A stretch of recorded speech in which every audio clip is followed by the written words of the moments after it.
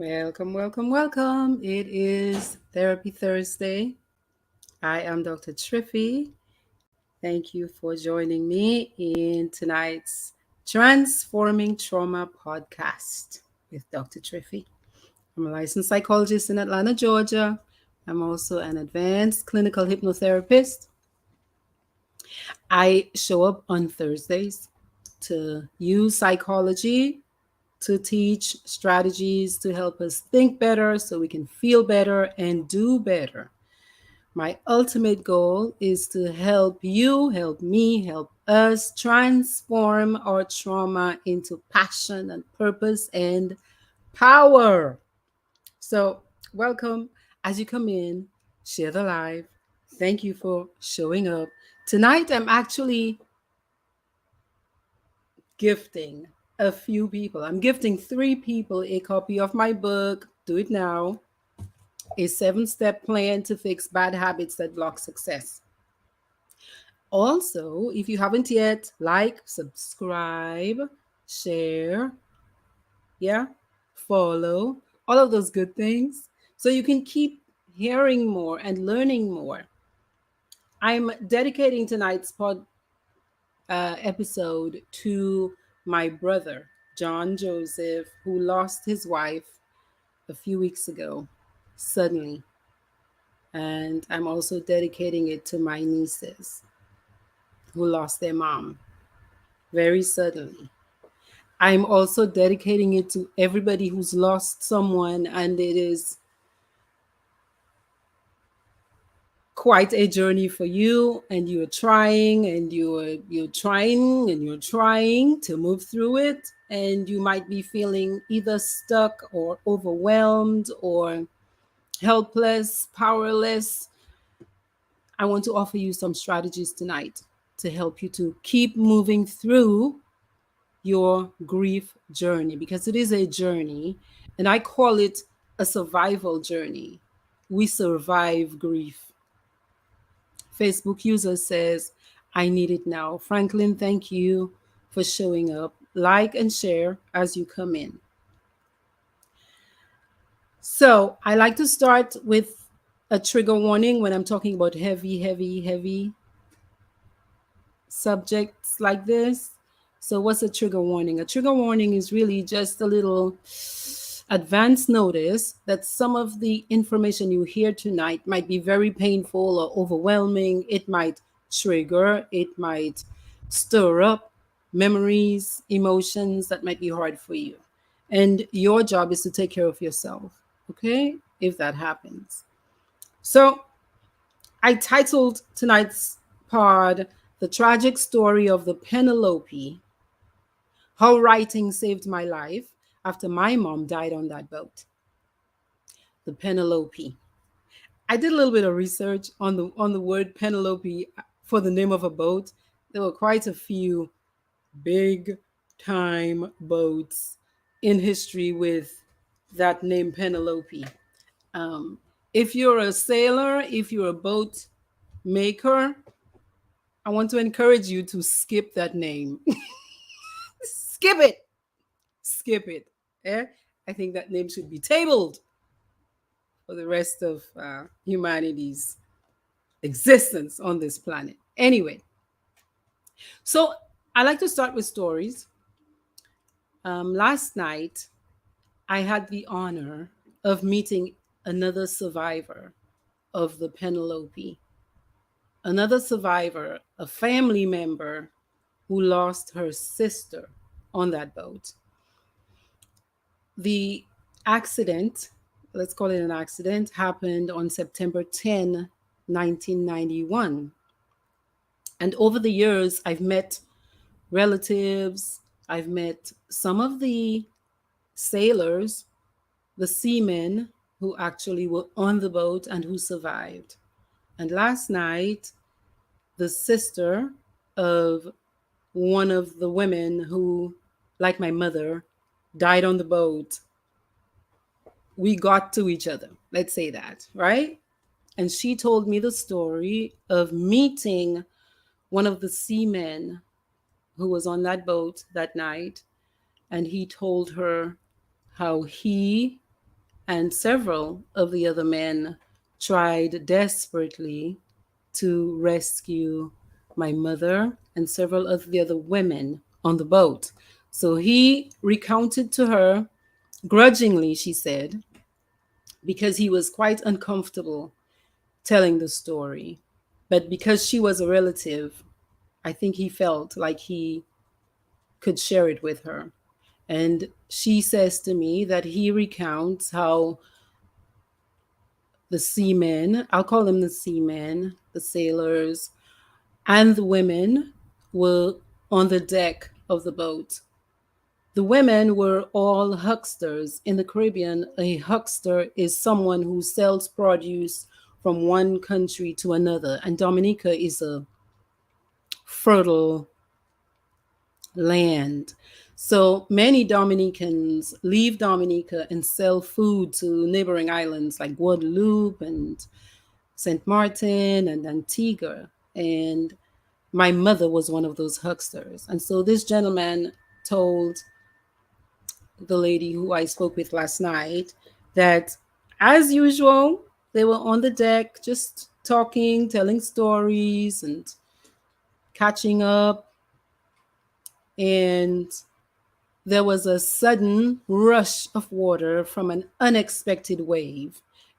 That night, there was a tropical depression in the Caribbean Sea, and the boat was operating on autopilot, automatic pilots. So even the captain was there, and they're just chatting it up.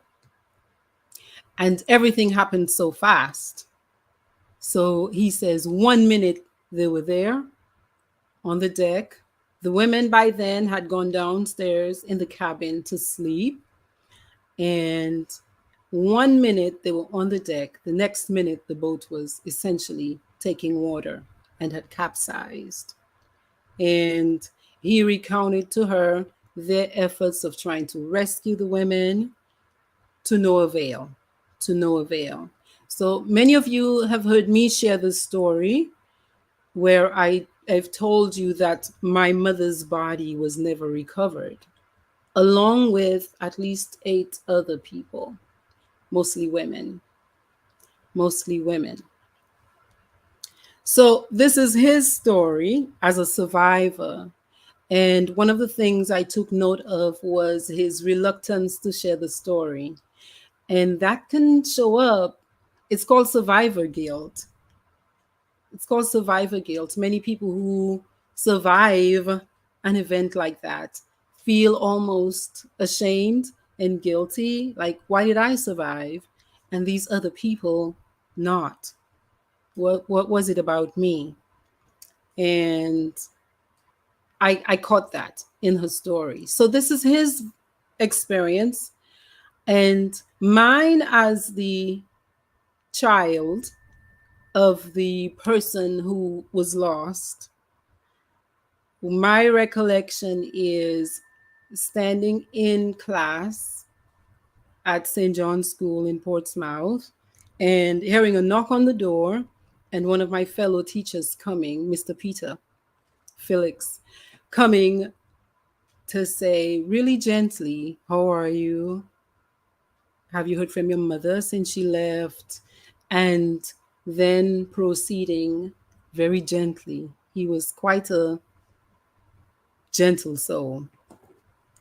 And then proceeding to tell me that the boat your mother was traveling on, there's word that the boat sank. And yeah, just there's a moment of dissociation that happened where to me it just felt like stillness ringing in my ears.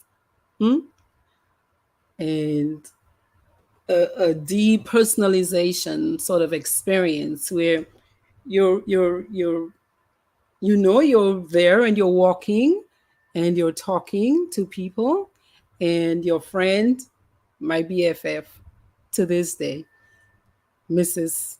Joseph, Mrs. Alexis Joseph Joycelyn, rushes, of course, to be with me and is with me from the moment I get the news until I'm able to reconnect with my family, until she's able really to hand me over to my family. And what I recall about my mother, I have this frozen memory of the day before her leaving, where she comes to the school and leans over the wall. Those of you who are from Portsmouth, you know the wall of St. John's School. And she gives me a kiss and she says goodbye. And I have kept that memory. It's been a cherished one because it reminds me to do things now. It reminds me to do things now, especially if they're important to me, because I might never get the chance to do it again. So, my mother had actually planned to take a break that trip. Interestingly, I was on the trip prior to the one that the boat had the accident. I wanted to see what my mother was doing. I was a teacher, and it was quite interesting watching this lady who was a very shy lady, very shy, very sweet, but very quietly adventurous and ambitious. And she sold her produce in the Portsmouth market and decided, you know what? I want to do more. I want to experience more. I want to do this on a bigger scale. And I have a lot of respect for her for taking that risk. As an entrepreneur myself, I have a lot of respect for her for moving outside of her comfort zone to do that. And so she had intended to take a break, but the workaholic perhaps in her, the adventurer in her decided, look, I have enough produce. I need to go sell it so that it doesn't waste. And so, of course, the pain was intense, intense in a way that I don't have many words still to describe it.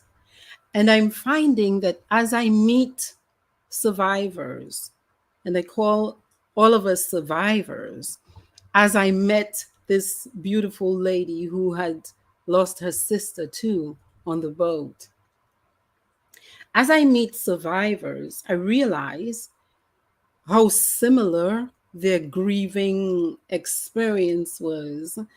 And often when they try to describe the intensity of the pain, uh, or our descriptions are similar. So I learned last night that two of the children of one of the women, the sister of the lady I was speaking with last night, two of the children was so devastated that one ended his life and another one became he had a psychotic response to the trauma. And I can get that. I completely get that. Because intervention, without intervention, grief can become deadly, deadly, deadly. Without intentional effort at recovering, grief can become deadly. I know that myself because for a good month, I wanted to not be alive. I understand that. I understand that. And so, what ended up happening for me is that maybe life was my intervention. Maybe life was my intervention because on a small island like Dominica, with zero at the time, mental health support at that level,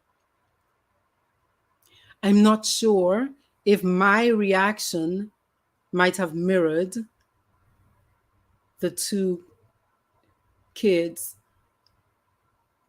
who lost their mother too on that boat.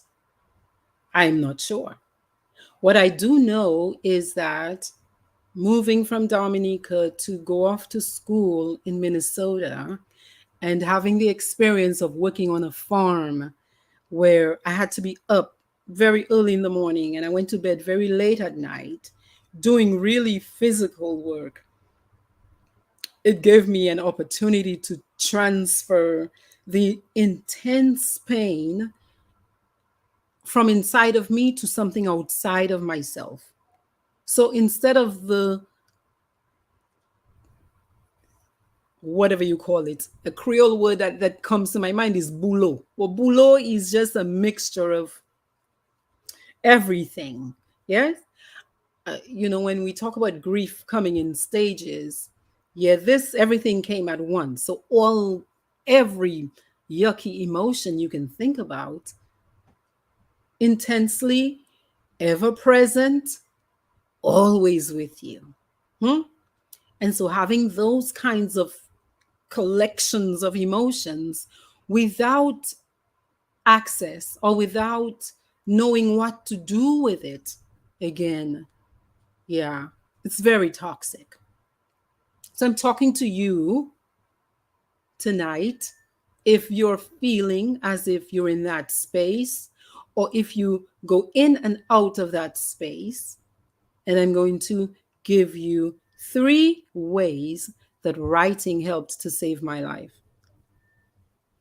So I've always been a diary keeper. I'm a bookworm. I love words. I love writing. And I had kept a diary in Dominica. So once I got to Minnesota, what I started doing, perhaps almost, again, by way of habit, was I started writing in my journal, in my diary, every day. That's the first way. Every day. I wrote to my mother as if she was there. Every day I said, "Hey, Ma, this is what happened today.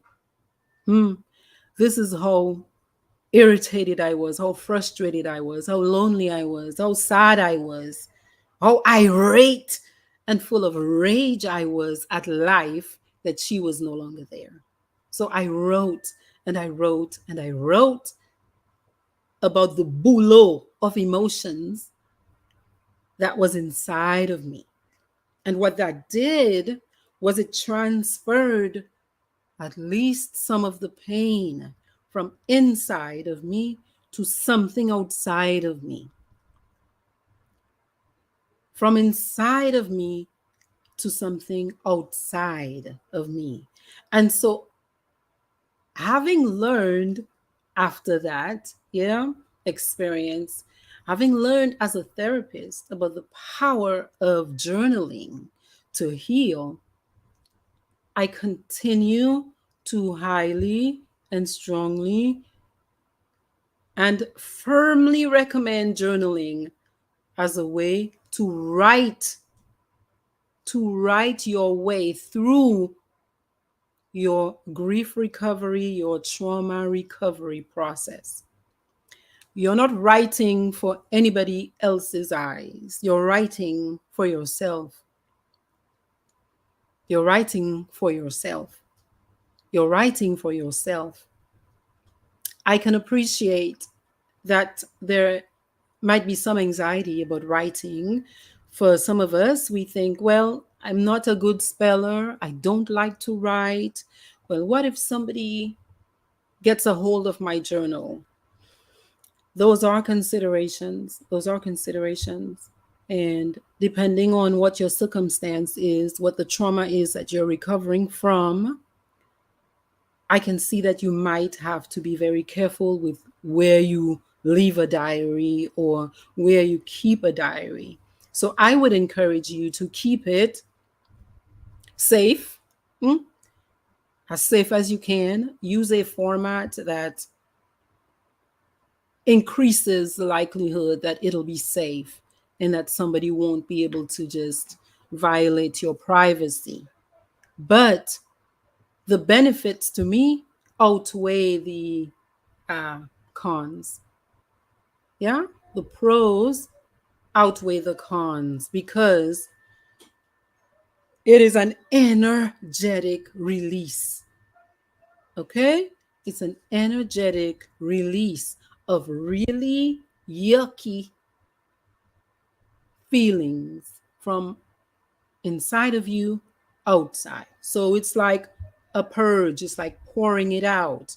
So I was reading something by the name of the author is Elizabeth Garrison. And this is what she recommends. She created Publishing Profits podcast.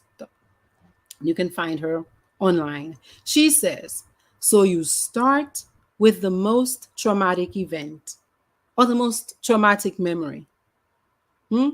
And then you just write about it. Whatever is inside, you just write about it. We don't care about your spelling. We don't care about your grammar, hmm? The handwriting. No. Almost like you're writing fiction, almost as if you're writing a story. You're just writing. You're just writing. Whatever thoughts come to you, you're writing it.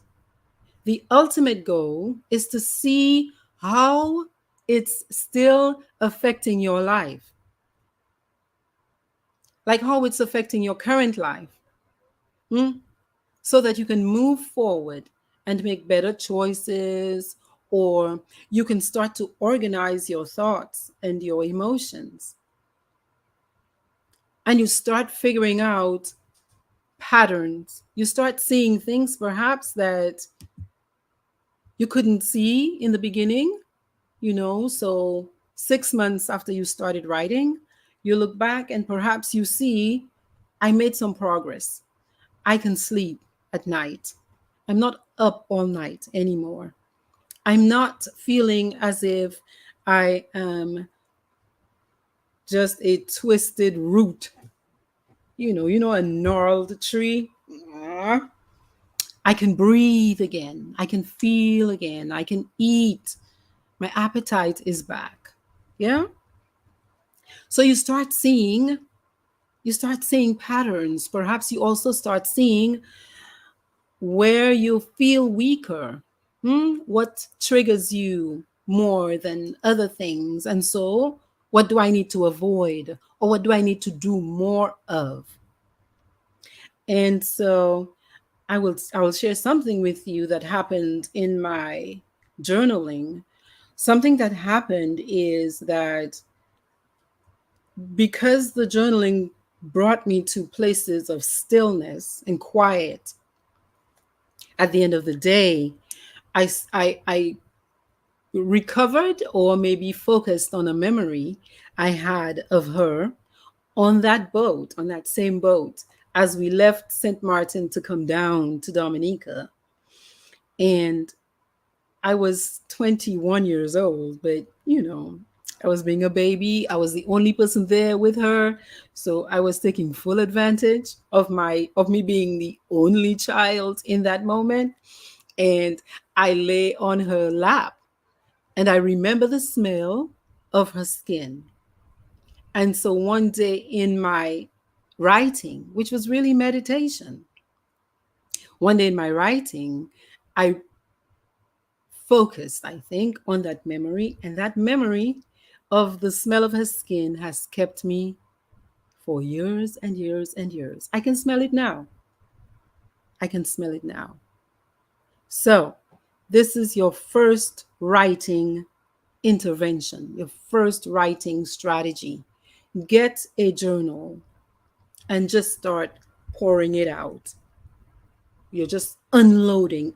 Think of it as emotional dumping, okay? Your body doesn't need it because all of us know what stress does to the physical body. Stress heightens hormones like cortisol. Not good for us because it increases inflammation. And what does inflammation do? Triggers a lot of physical ailments. Yeah. So we don't want that in addition to the emotional and psychological pain you're already going through. Your body needs to be strong to help you make it through the grieving journey. So, writing, Again, we do not care how you spell, what words you use, how many cuss words are in there, because trust me, there were quite a few. There were quite a few in that diary. Okay? Number two, writing in a creative way. Writing in a creative way, as in creating songs, writing poems, verses, blogs. Your creativity is one way to transmute, to bring higher the vibration of whatever emotion, whatever energy you're experiencing. Because creativity is always going to take us up towards life. It's always going to take you up towards joy and something brand new, a new experience.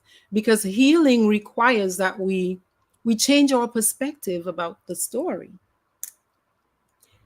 So as opposed to fixating on, oh my goodness, I wonder how she felt in her last moments. You can distract, or let's say redirect your brain to focus on creating something that honors your person that you love and that you lost. You create something new from the pain. Okay? So if your thing is writing poetry, or if you've thought about it but you never really pursued it, if you're a musician, you see many people do that. They use their art. They use their art as a vehicle to move through the pain. Because at the end, you come through, something new comes through, and you can look back on the whatever state you were in from a different perspective. It's the pain, that became the song. The pain was the energy for the book, which is my number three. Write a book. Write a book. Write a book. As I said, perhaps the biggest gift my mother left me was that kiss over the wall at St. John's School. Because, again, in my writing, I came to understand that the biggest lesson for me from that was that if something was meaningful enough or important enough, I should do it now. And so I titled the book, Do It Now. I titled the book, Do It Now. And in the book, I talk about moving from a space like being in Minnesota, where you're on the floor bawling. It's a year later, and you're on the floor bawling to the point where the nuns think, backstory is, school was on a farm in Minnesota with an order of Catholic nuns. To the point where the nuns are thinking this child might have to be hospitalized. Yeah? She's having what psychologists and mental health professionals call an abreaction. Yeah, she cannot stop crying.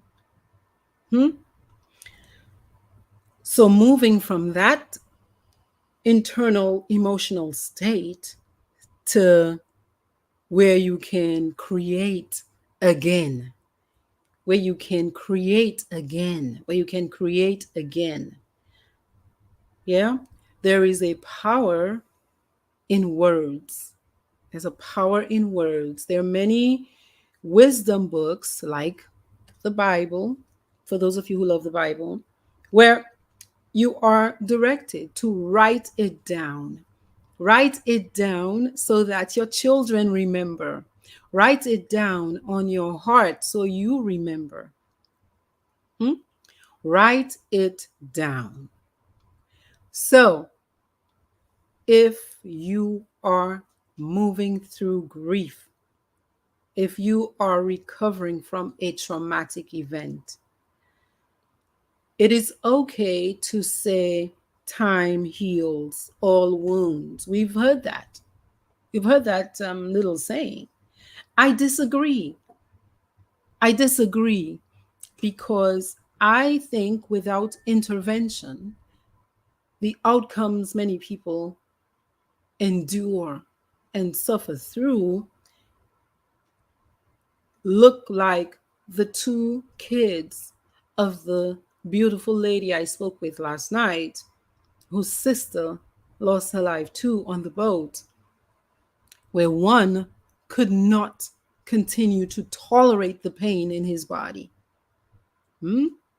And another one could not mentally conceptualize the fact that his mother had died in that way and he was never going to see her again, not even to have a ritual of closing that circle. So, without intervention for certain traumatic events, we will have deadly outcomes. And so, I'm talking to you. If you or somebody in your family has experienced a significant loss, to please don't take it lightly. It is life threatening. Please don't minimize it. Please don't push your person to get over it already, because they might not be able to, and it's not a switch that you turn on or off. It's a process. It's a moving through. It's a moving through. And so you need something to interrupt, to intervene. Because if you just leave it on its own, there might never be resolution, or you might have an outcome that nobody wanted. Okay? So, yeah, this is my offering tonight as far as 3 ways to use writing to save your life after a traumatic event. To save your life after a traumatic event. Okay? So, as any good teacher, I will review. I will review. Number 1, journaling or writing in a diary. Writing your thoughts down, your feelings down, your decisions down, your whatever down. Think of it as emotional dumping. You're just pouring out whatever is inside onto paper and you're writing it down or you're typing it. Hmm? Imagine perhaps you're talking to your loved one if you're moving through loss. Hmm? Imagine that you're sharing your life with them. For me, that was a big purpose of the journal too, because I could keep her with me. I could keep her with me in the journaling. Yeah.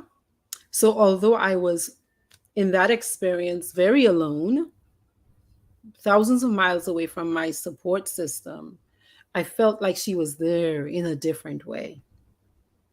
Okay. I had somebody I could imagine was listening to me. Yeah. That I could share my life with. So in a way, I made her a witness to my story, my current life. I made her a witness.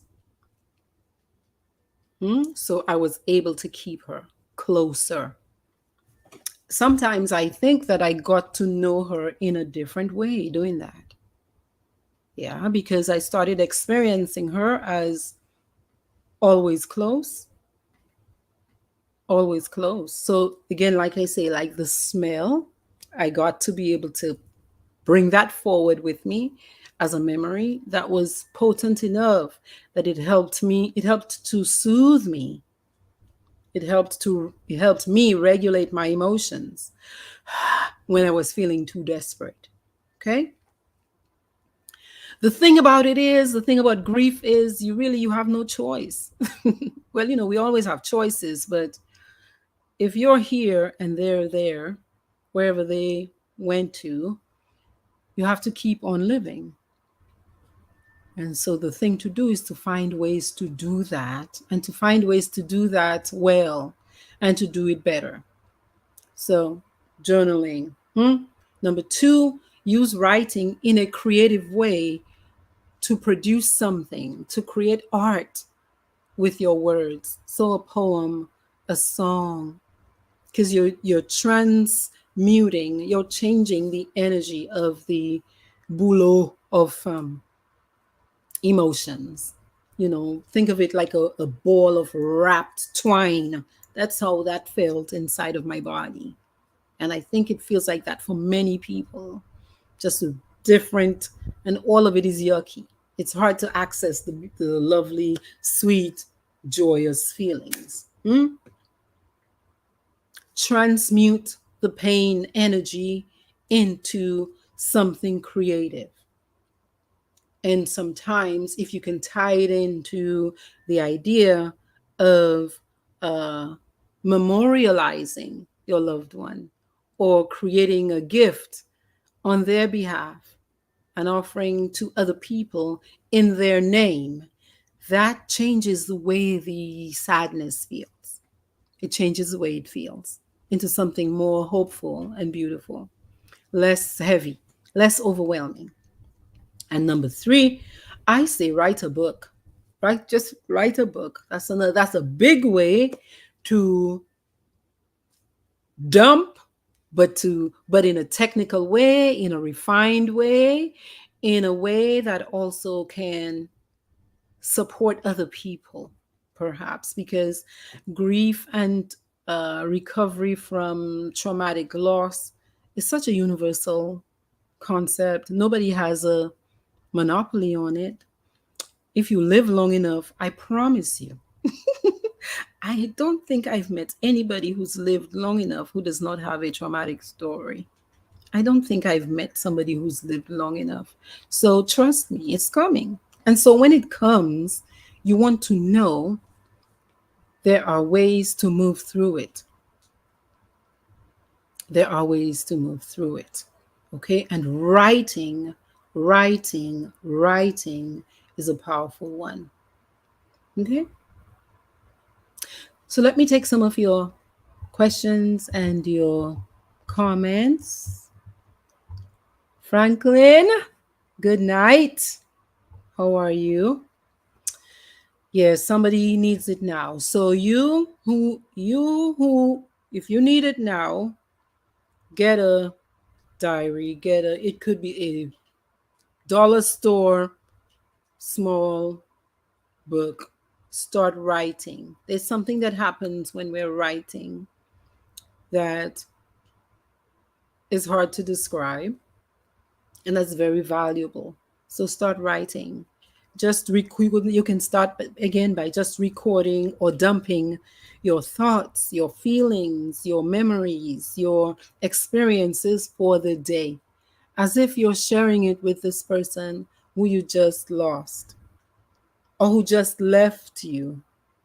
If you're in a relationship, if it was a marriage, if it was a friendship that got broken or severed, imagine the person is there and you're talking to them. Or if it's a recollection of traumatic memories, again, start with the most traumatic event and just start dumping. Yeah, tell the story again. I talk about storytelling a lot. That's the verbal.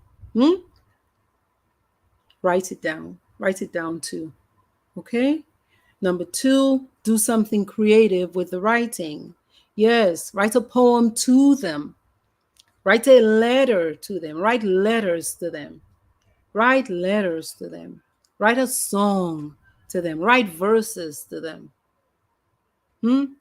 Change the, they say energy is never destroyed, right? It just changes form. So what I'm feeling inside of me that feels like it's threatening to kill me, yeah, it is so intense. And as I give you the uh, experiences of the two kids of that lady, it did destroy them. Yeah. And so instead of it destroying me, I will on purpose do something with it. I will do something with it, and I will use my creativity to do something with it. You know, I've heard some people talk about creativity as your connection to divine. Mm, your connection to divine. So that's always moving the energy upwards. Usually that's better for us. Okay? And this is you doing it on purpose because you know, hmm, that this will do something different. I will get a different way of looking at the pain. It's a different perspective, a different way to experience it. The pain doesn't go away, but it changes form. And then I say, write a book. Write a book about it. I spoke a few Thursdays ago with Christine, who wrote about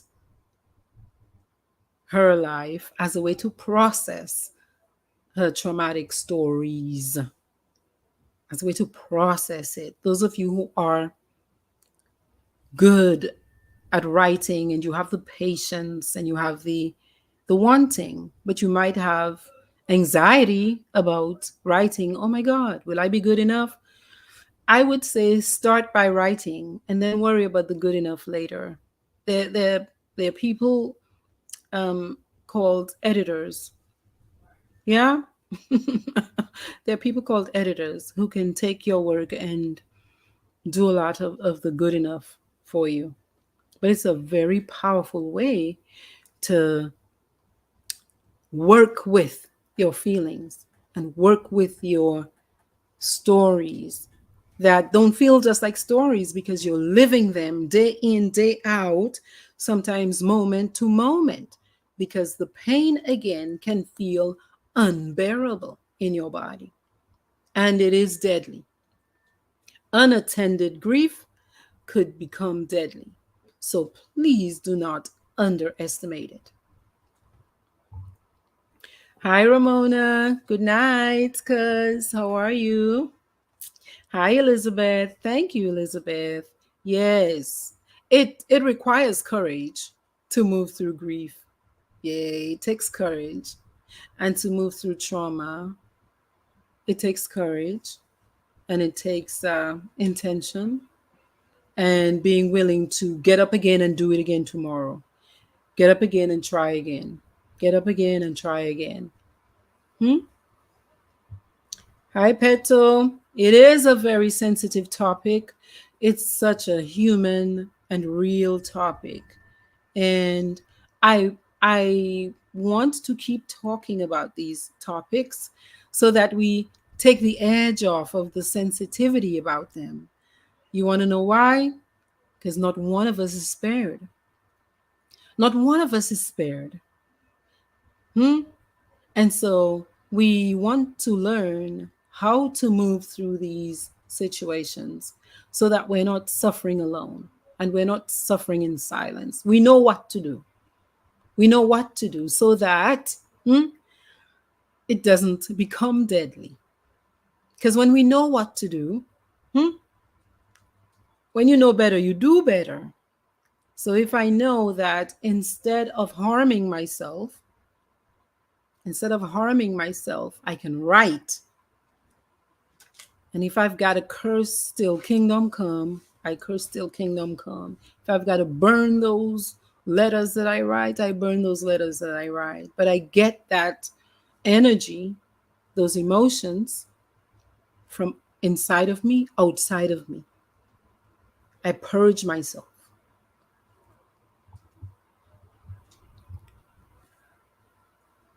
Oh, wow. Carlson, you said you're a huckster too. You used to go to St. Martin on the Marianne. Wow. Yes. Many Dominican people people who use the sea is our friend, but it can become our foe. Yeah, the sea is our friend, but it can become our foe. There are many hucksters in Dominica. There are many people who have lost their lives at sea. So yes, good evening, Carlson. Hi, Deborah. How are you? Hi, Marvlin. Marvlin says, I remember that event and you knew most of the people on board. Yes, yes, yes, yes. Again, as we get older, we're connecting. And I had not known many of the survivors or their relatives when I was younger. And within the past year, within the past 2 years, I think I've met at least four people, which for me is a blessing. It's a blessing because it feels like it's a shared experience. And when you start talking about it, you're like, oh my, I understand. I understand. Yeah. Evo. Hi, Evo. Evo is my sister-in-law. How are you, Evo? Hope you're well. Yes.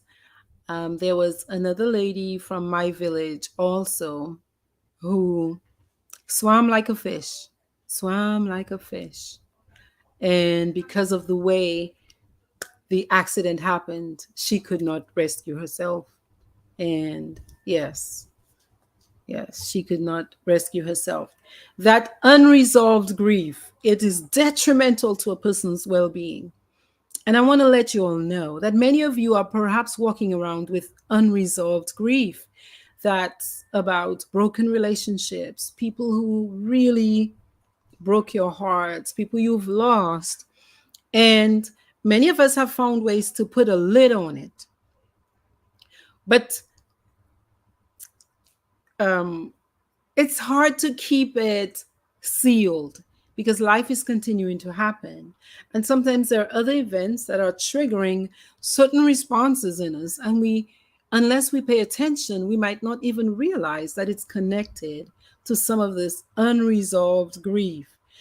When you have an event like that, that is left open because there was an inquest, but it was a sort of a fruitless inquest. So the families did not get any satisfaction, so to speak. What we learned was that the owner of the captain actually left the sailors to do the rescuing, and he made it safe ashore before everybody else. And so I will say this piece in Creole. Sa nou tan se nom la tape l'argent insurance li, eve y fe yon gwo kay antig, se sa nou tan, y fe yon gwo kay antig, eve, y kontinue vive la vi, eve, me bon Dieu, pa ka dormi, kon sa nou tan, se yon moun vini la kay la, gwo kay la, eve yo detui. Sa nou tan. Yes. So for the people who speak only English, what I said was life has its way of resolving certain situations. The people from Dominica, is that what I said? Ramona, yes, Ramona. Without intervention, grief can become deadly. And you want to think about it in the way that even if it's not, it does not yield, say, a suicidal response or a homicidal response. There are physical responses to that level of stress that just continues and persists. Yeah. So one daughter actually of that lady, she developed a brain complication a couple years later and passed. Yes. We have illnesses like hypertension and diabetes and many physical ailments that get triggered when the inflammation in our body is too high, when our stress levels are too high over a long period of time. And so it can become deadly as well in a physical way. So we must do something with that energy because it's doing something to us. Okay? We must do something on purpose with that pain energy, or else untreated, without intervention, it can do something to us. Okay? Good evening to you too, and blessing. Yes, writing really helps you to deal with grief and depression. Okay? And you may not be the one to write a whole book, but you can write in your journal. Again, you don't have to worry about, is the spelling right? You're pouring out your thoughts and your feelings that are not feeling good inside of you. You're taking it from inside of you and you're dumping it outside of you, because really they don't belong inside of you, because they do a lot of damage on the inside of you. Okay? Greetings to you too. Greetings, Margaret Wallace. This is deep, but the best part about dying is leaving our loved ones with good memories. Good memories like the smell of her skin. Yeah. Um, because what it did is it reminded me, it kind of was like a nice way that it brought together many memories I had of her combing my hair. You know, when you're combing, your mom's combing your hair, plaiting, braiding your hair, and you fall asleep and you start dribbling, yeah, on her lap, like that. So I associate that with these memories of her braiding my hair. Very powerful and has supported me a lot. Okay. Um, you can smile and it is priceless. Yes. Love alone, love alone, love alone, love alone. When we talk about being strong, I would say courageous. I would say courageous because very few things about it feel like strength in the moment. It feels like you're plugging away at some force that you cannot see, but that you can feel, and that there's active resistance against you getting up and continuing to move through life. So it takes a lot of courage to intentionally get up, get your little journal out. Some days you don't want to do it, but you're dumping. You're dumping. Okay? You're dumping. Take it from inside, put it outside of you. Think to yourself, my body does not need this. How can I release, release, release? Hi, Dash and Leaf. How are you? Yes, Marcia. Yes, we must intervene to recover from grief and loss and traumatic events. We must do something on purpose. And when we don't, the pain becomes other things. And usually it's not other things that are good for us. It becomes addiction. It becomes, I don't want to be in love anymore. It becomes terror. It becomes suicidal thinking. It becomes homicidal thinking. So it can morph into really ugly things, particularly when we're not attending to it, when we're not nursing it. Night, night, night, night. Yes, that's right, Ramona. Grief must not be left unattended. It must not be left. It's too powerful to leave it unattended.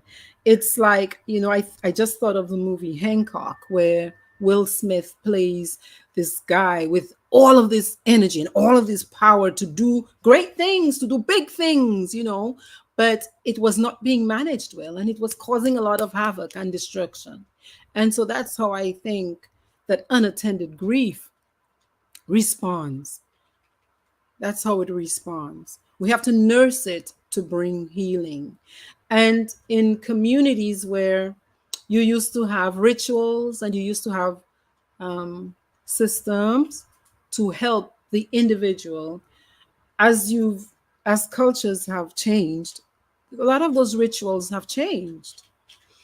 A lot of those rituals have changed. And so you must create new rituals, like going to talk to a therapist to help you make sense, to make new sense to reorganize these thoughts that are just like wayward but very powerful. Good night, good night. Peto says, grieve at your own pace because everyone is different. And don't feel the pressure of rushing it because someone else recovered faster than you, or at least they seem to have. Yeah. Grief recovery is an individual process. Individual process. And so you've got to be patient with yourself and also compassionate towards yourself. Compassionate towards yourself. Someone asks, what about poems to the person? Beautiful. Yes, poems, letters, songs to the person, about the person, for the person, because of the person, because it's giving you an opportunity to work with the emotions in a creative way, in a new way. Peto says, great advice, Doc, on ways to survive grief. What I've begun saying, Peto, is that I am a reluctant grief expert. Yeah, it's not one of the things that I anticipated teaching much about in my early years as a therapist. Perhaps in part because when I was first a therapist, the grief was fresh. So 1996 is when I finished my master's degree in counseling. And I know that I felt very grateful for having had the experience because I could at least by then start almost assuring my clients that what they were feeling was going to change and it was going to become something different and that it was not always going to feel like you were dying and that they were doing something very powerful by intervening, by reaching out for support, and by taking action to nurse themselves back to wellness, to completeness, to going through to get to the other side of it. Elizabeth, yes. Number one, journaling. Recap of the lesson. Yeah, journaling.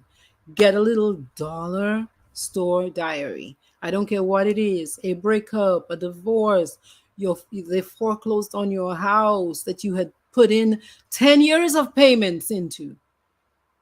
And you got sick and you couldn't keep up with the payments and you had to leave. COVID just did a number on so many families. How many of us know one person who has not lost somebody?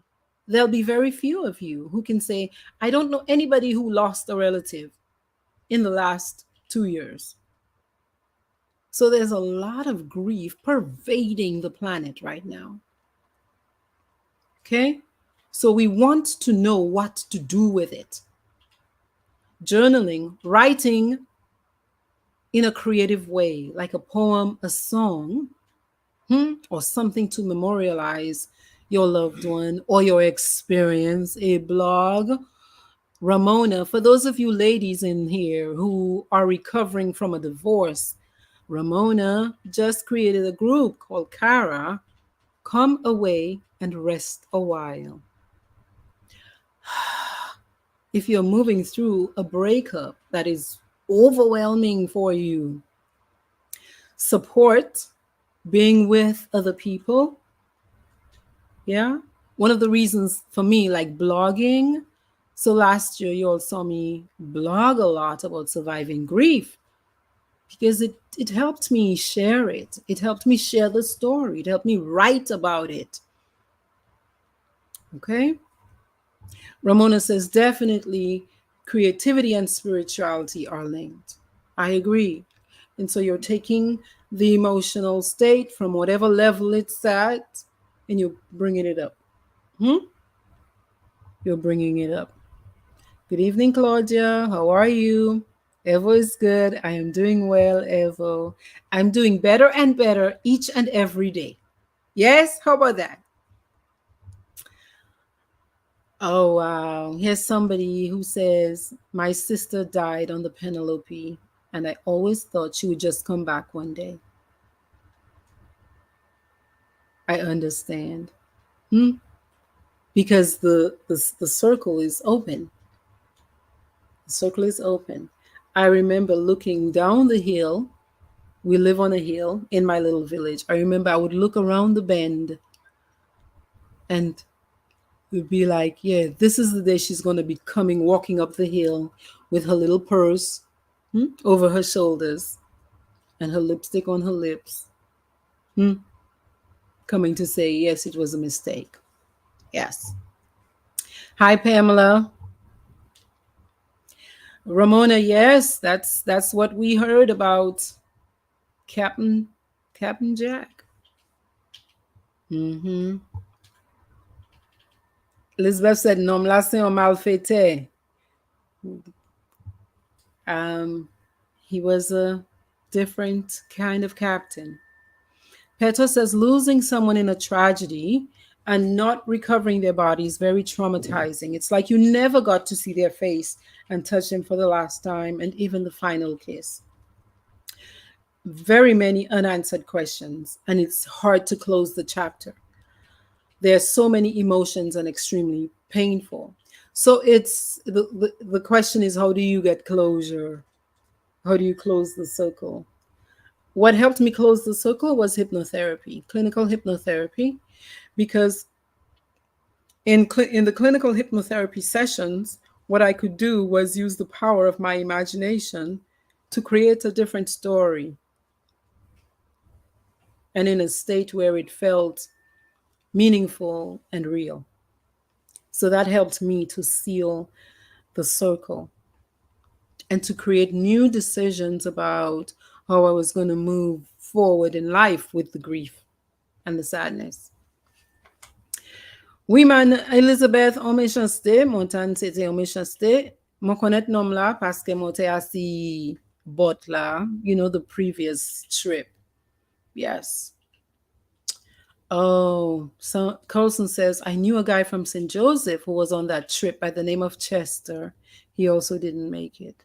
Yes. Many people didn't make it that day. It's hard, I'm sure, for many of us, avec conscience, to enjoy that money. But some people seem to be able to. Carlson says, you're so right. Writing helps us a lot. Yes, I used to do that a few years ago and it helps me. Absolutely, absolutely, absolutely. And again, we can be very critical of ourselves and we think, well, it has to look a certain way, it has to be a certain way, my spelling has to be on point, my handwriting has to be on point. If you think about it as dumping, you don't need to worry about all of these things because what you're doing is taking the energy from inside of you where it's going to harm you if it's left unattended and it's just left there to sit and fester. You're cleaning it up and you're putting it out somewhere. You are welcome. Oh, Elizabeth, you've already been to 4 funerals this year. Yes. Yes, it's been a lot. These few years have been a lot. Claudia says, Doc, I think everyone in the world lost someone due to COVID. It has been rough. And because we are here, we must be courageous to keep moving through and onwards and forward. And so we must avail ourselves of tools to intervene. Good night, Simone.